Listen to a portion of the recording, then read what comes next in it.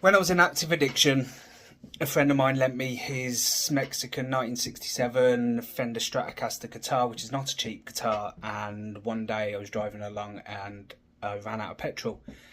And I pawned it at crack converters for 40 quid so I could get a jerry can, fill it up, put it in my car, blah, blah, blah. I swore I was going to buy it back next day, and that night, crack converters in King's Heath in Birmingham burnt down to the ground, and that guitar was gone forever, along with my friendship with my friend. And the worst part about this story is that guitar actually belonged to his brother who had died. I avoided him for a few months until eventually I had no other choice but to tell him what had happened.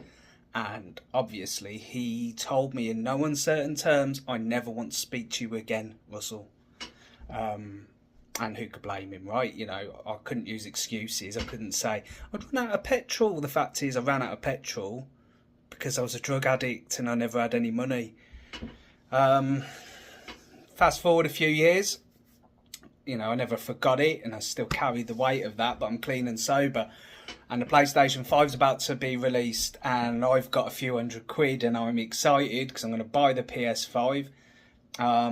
And I get this overwhelming sense of guilt, and I couldn't stop thinking about my friend, so I end up messaging him, and I says, "Listen, I've got a few £100 here and I'd like to make an amends to you." And he actually came back to me. This is, you know, a few years later, he actually came back to me and he said, "It was never about the money, Russell." Now, I already knew that. Of course it wasn't. What I'd done was absolutely terrible, and like I say, I was still feeling it. After a few messages back and forth, he agreed that I could give this money to his son, another friend of mine, for his kids' Christmas, which I did. I sent him over a few £100. And a couple of weeks later, my friend come back to me thanking me for giving his son that money. He also said, you know, if we ever met up again, he'd give me a big hug and to keep on doing what I was doing. 18 months later, I got that big hug. We bumped into each other.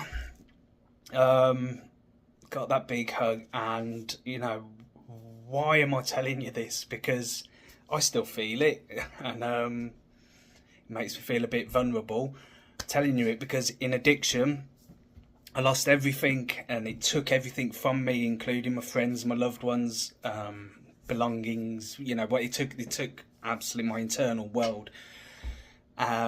But in recovery, I got that chance to make an amends that I never thought I would ever be able to